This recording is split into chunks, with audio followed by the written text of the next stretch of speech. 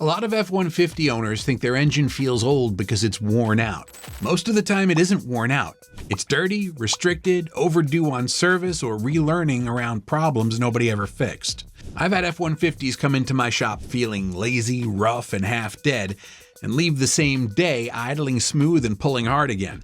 Today, I'm showing you exactly what I do to make a Ford F-150 engine run like new again.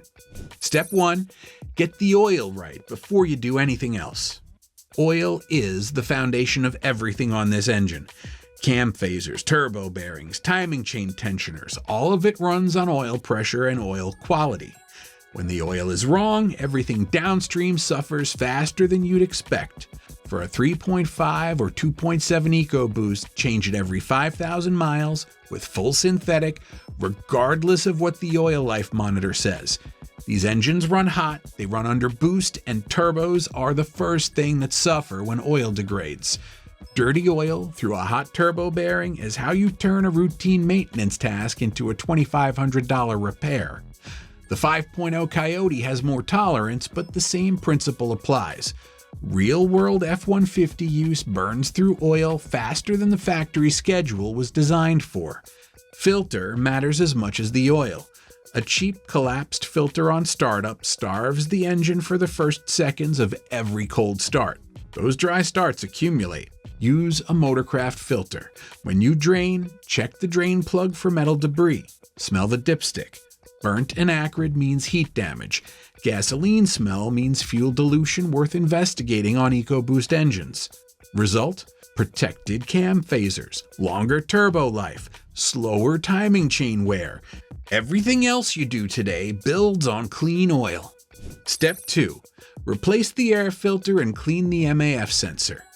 F-150 owners drive in conditions that kill air filters fast. Dusty roads, job sites, unpaved lots, hauling loads. The filter catches all of it. Replace it every 15 to 20,000 miles. Sooner if you're in dirt regularly. Hold it up to light. If you can't see through it, your engine is working harder than it needs to every single mile. The MAF sensor sits right after the filter, and it's one of the most overlooked components on these trucks. When it's coated in dust and oil vapor, it lies to the ECU about airflow. The ECU runs wrong fuel trims. You get hesitation, sluggish throttle, rough idle, and sometimes no check engine light. The truck just feels slow and you don't know why. Clean it with MAF cleaner from any parts store. Spray the sensor wires lightly, don't touch the element, let it air dry. $10, 10 minutes. If the sluggishness disappears, you just saved a diagnostic fee. Result? Accurate airflow data, correct fuel trims, throttle response that matches what you ask for. Step 3. Clean the throttle body and do the idle relearn. Carbon builds up around the throttle plate over time. That ring of buildup causes the plate to stick slightly, and the ECU compensates by adjusting idle air. The result is a hunting idle, stumbling at stoplights, and a truck that feels vague and slow in traffic. Remove the intake hose, hold the plate open gently, wipe the bore with throttle body cleaner and a lint-free cloth. Don't spray cleaner into sensors. A few wipes and you'll see exactly what's been collecting in there. After the clean, let the engine warm fully, then idle for 10 minutes with nothing drawing load. Switch the AC on and let it stabilize another 10 minutes. The ECU recalibrates idle air control and the idle drops in steady. Result? Smooth idle, no stumble at stoplights, immediate improvement in stop-and-go drivability. 0 parts cost. Step 4. Spark plugs and ignition. A tired plug makes a healthy engine feel worn out. On the EcoBoost, spark plugs wear faster than most owners expect. Turbocharged combustion is harder on plug electrodes than naturally aspirated burning. The gap grows, the electrode erodes, and what used to fire cleanly under boost starts misfiring under load. You might not see a code yet, but you feel it. Hesitation under acceleration, slight roughness at highway speed, a small, consistent drop in fuel economy. On the 5.0 Coyote, plug wear shows up as rough idle and miles per gallon loss before it triggers a code. Replace at 60,000 miles on EcoBoost engines. Use Motorcraft plugs, correct heat range for your engine, correct electrode material. Off-brand is not a gamble worth taking. I had a 2015 F-150 5.0 come in completely flat. No codes, no lights. 2 plugs gapped nearly double what they should be. New Motorcraft set across all 8 cylinders, and the owner said it hadn't felt that way since he bought it. Plugs run about $20 a cylinder. The catalytic converter damaged by prolonged misfires runs $1,200.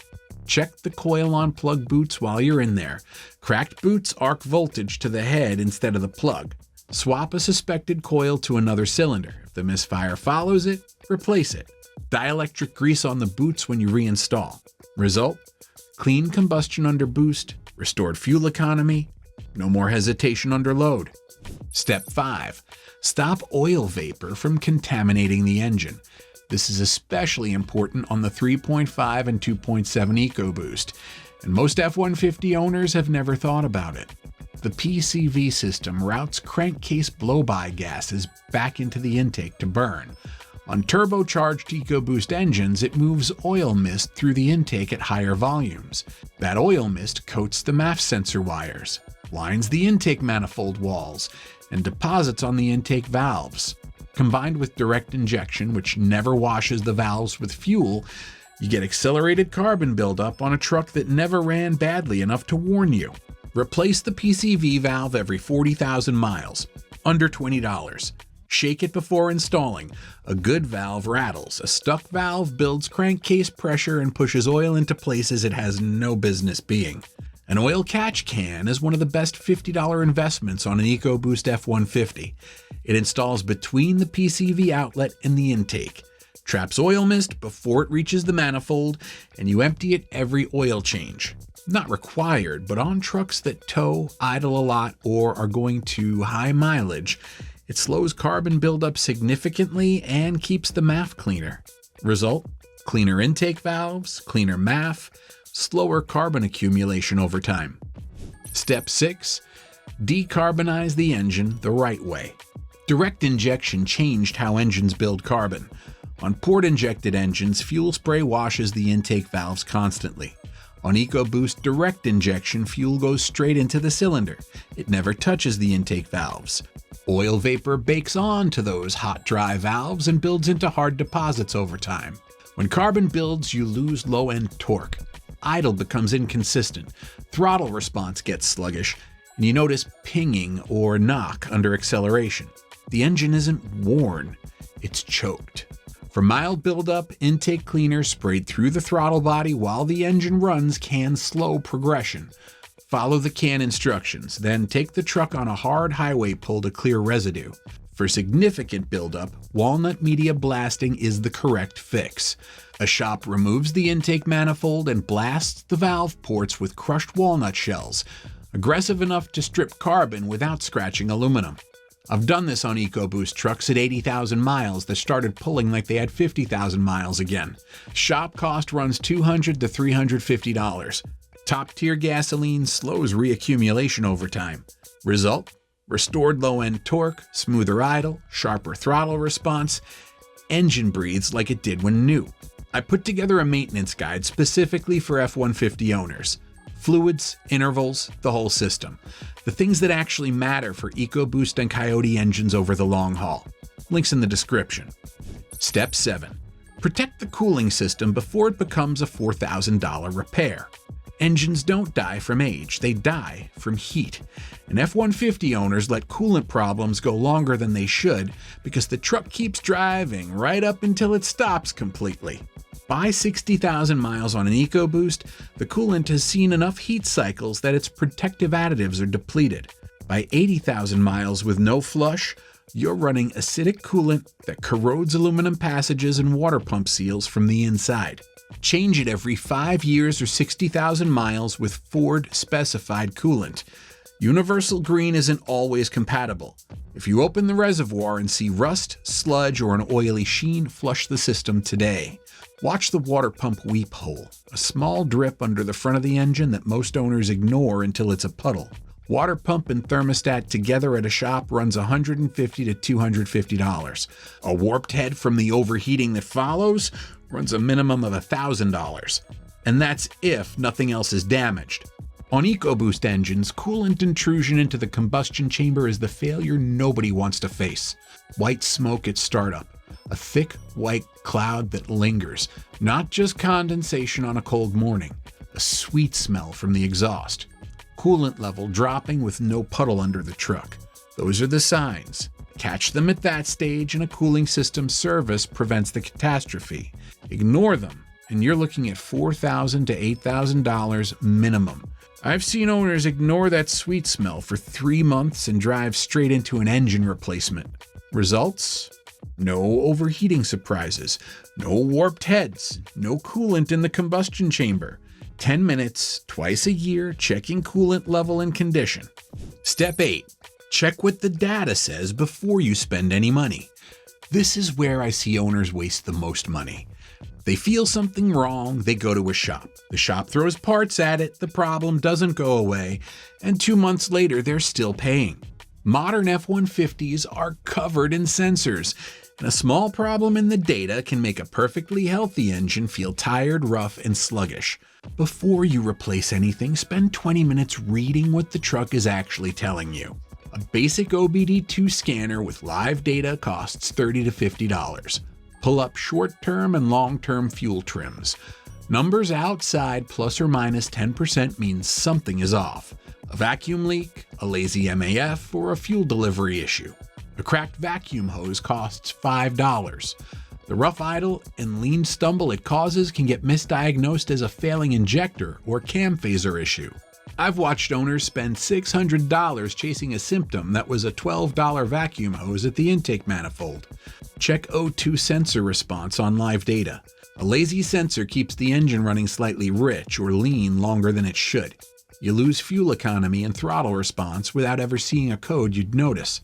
O2 sensors run $40 to $150. They're one of the most common causes of an engine that feels slightly off with no obvious explanation. A 2017 F-150 5.0 came in, averaging 14 miles per gallon. Owner had already replaced the air filter and plugs. No codes. I hooked up a scanner and watched the live data for 10 minutes. I found a lazy downstream O2 sensor and a small vacuum leak at the intake manifold. $60 in parts. He called me 2 days later. 24 miles per gallon and the throttle felt completely different. Result: find the real problem before spending money on guesses. The scanner pays for itself the first time you use it. Step 9. Exercise the engine. Short trips are killing your F-150 slowly. Engines need to get fully hot and stay there. Not warm, fully at operating temperature. Held long enough to burn off whatever accumulated during cold running. Short trips never get there. Moisture from combustion stays in the oil instead of evaporating. Unburned fuel vapors sit in the crankcase. Carbon builds faster. The catalytic converter never reaches the temperature it needs to work correctly. On EcoBoost engines, short trips are hard on the turbo specifically. The turbo spins up under boost and then sits without cool-down airflow when the engine shuts off on a cold, quick trip. Seals take thermal cycles they weren't built for. Bearing life shortens, gradually, invisibly, until it isn't gradual anymore. Once a week, take your F-150 on a 20 to 30 minute highway run. Get it fully to operating temperature and hold it there. Let the oil get hot enough to burn off moisture. Let the rings seal at proper temperature. Let the exhaust system reach the heat it needs to regenerate correctly. This costs nothing. It takes 30 minutes. It extends the life of the turbo, the rings, the oil, the catalytic converter, and every seal that needs heat to stay properly conditioned. Trucks that get exercised regularly feel sharper at 100,000 miles than newer trucks that never leave the neighborhood. Result: longer turbo life, cleaner oil, better ring seal, catalytic converter that actually works, 30 minutes a week. Step 10. FORScan. Ford already built the tools into your truck. They just didn't give you access to them. You can do every step on this list and still feel like the truck isn't quite right. The idle is slightly off. The shifts are a little abrupt. The throttle response isn't exactly where it should be. That's usually not a worn part. It's the truck running on stale, learned behavior that nobody ever reset. FORScan is free software. $25 OBD2 adapter, it gives you access to the same diagnostic and calibration system Ford dealers use. No warranty implications, no shop required.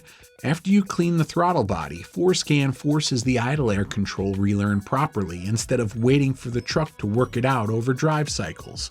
After you fix whatever was causing rough running, FORScan resets the 10R80 transmission adaptives, because the transmission was compensating around your old rough idle and worn plugs, and it needs to learn the new baseline. After a battery swap, FORScan resets the BMS so the truck charges the new battery correctly instead of treating it like the old dying one. Ford also releases PCM and TCM calibration updates for specific drivability issues, rough idle, shift quality, fuel trim behavior. Many trucks on the road are running software that was current in 2019. Dealers apply these updates during warranty service and forget about them afterward. FORScan shows you what's available for your VIN. Most owners never do this. The truck gets serviced, the parts get replaced, and then it keeps driving on learned behaviors that were built around the problems that just got fixed. The owners who reset those behaviors come back and tell me the truck drives like it did when they bought it, because it basically does. The ECU is starting fresh on a truck that's actually running correctly. Result? Transmission shifts clean, idle holds steady, throttle responds where you expect it. The final piece after everything else is done. If you want a full maintenance checklist for your F-150, fluids, intervals, what to watch for on EcoBoost and Coyote, link is in the description. If this helped you, hit subscribe. I'll see you in the next one.